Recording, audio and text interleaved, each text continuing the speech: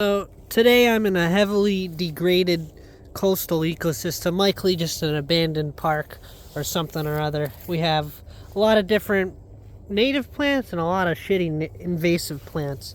One of the natives is this beautiful poison ivy. It's a coastal form, so instead of forming like a vining plant, it forms this crazy friggin' shrub. And they can get like, that's a poison ivy shrub right there. They get giant. And they're not invasive, they're a typical coastal thing.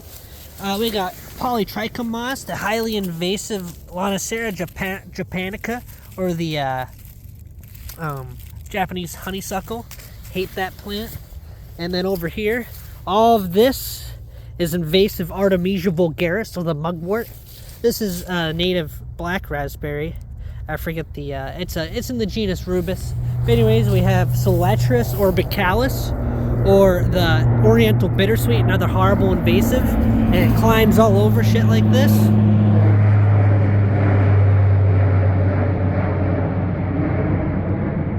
Thing just took off. But anyways, and the shrub it's actually climbing is another invasive called autumn olive, or Agnes umbellata. I think that's it. And then you see those things right there. Those are the seeds of a tree of heaven, which is this right here, Ailanthus altissima. Horrible invasive right there. It's like an invasive tree. It's basically, if you want an invasive, it's fucking here. Over in this bush, alright, never mind, I thought I saw another one, but you get in the picture here. Over here we have a mixture of the bittersweet and multiflora Rosa multiflora, another horrible invasive. And this is how a lot of New England will look, you know? Older trees will die and then it'll just get covered in this viney, thorny shit. It's not fun. It's a hard thing. Basically what it needs is like this area would probably take like 8 hours of work with one person and a chipper. And that's just one area, you know? If you had like a bigger vehicle, I don't know, you'd have to get a tractor in here, because this is an old brush pile to remove the brush, etc. Otherwise, this is just like, you know, seeding for invasive plants. Over here we have a non-native plant. At least I think it's non-native. I think this is a St. John's wort. But at the moment I can't remember. Hypericum, yes. It's one of the hypericums. I'm pretty sure it's a non-native one. This is a type of goldenrod. You can identify them up until a certain point. I believe that's tall goldenrod, or altissima. And this one right here is another altissima. Solidago altissima. You can tell just like the leaves are different, but this is the time of year when you can stop really identifying those. Right here I believe we have an anaphylis, and it's actually still blooming.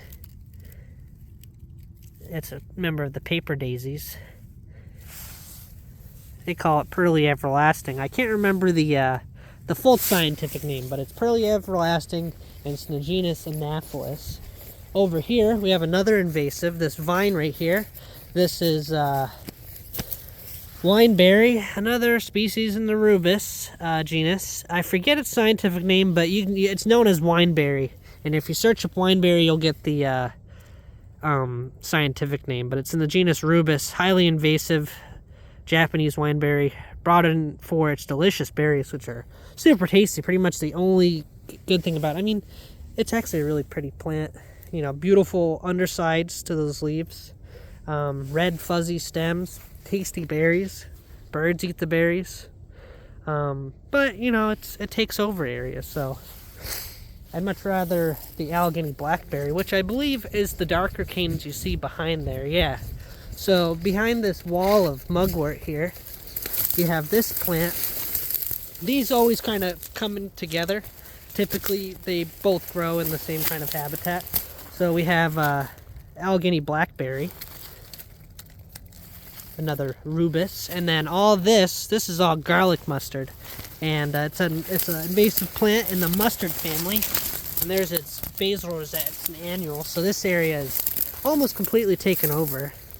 It's definitely a really crappy ecosystem. All that vining on the multiflora rows, that's all Japanese honeysuckle. I mean, then that tall grass over there is Phragmites. It's like, if you want an invasive plant, it's probably fucking here. which is fun, you know, you get to see who's invading and then be a little disappointed, but you know, they create their own crazy novel ecosystems of viney thorn habitat that you don't ever want to explore because it's viney thorny habitat. This is, so there's 3 different species of rubus here. Look at that. I bet you there's even the ground trailing rubus or swamp dewberry. I actually saw some down the way. But anyways, I'm gonna stop this video, keep walking. In this area we have a goddamn lot of garlic mustard. Aurelia?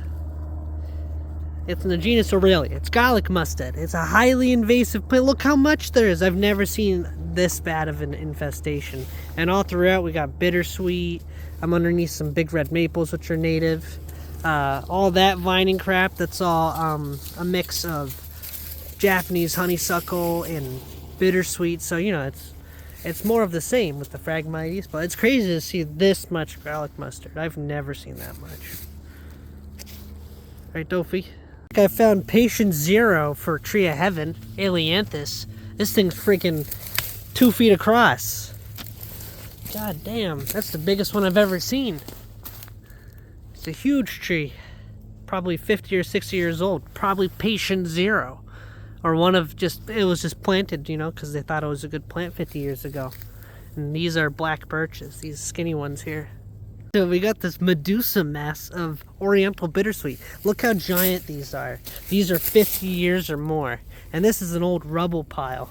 So that's how long this has just been sitting there. Giant bittersweet. Absolutely covering both of these trees. And this is how our forest will look if we don't do something about it. It's different, that's for sure.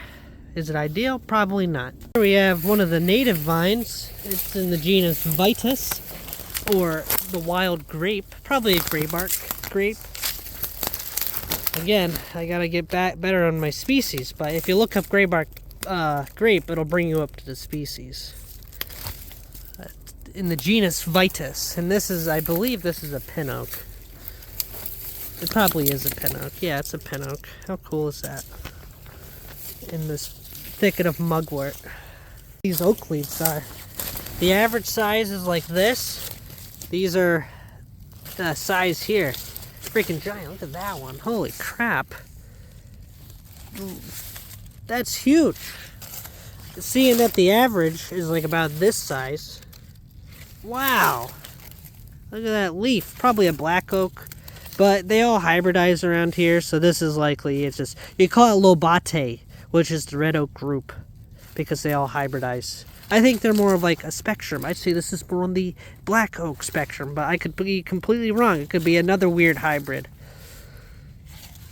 And the tree, I can't tell which one it likely is. It's probably this one here, in the shade, you know, producing these big leaves because it's in the shade, but honestly, it could be any other of these trees. I think these are Scotch pines or pitch pines. Pinus rajata.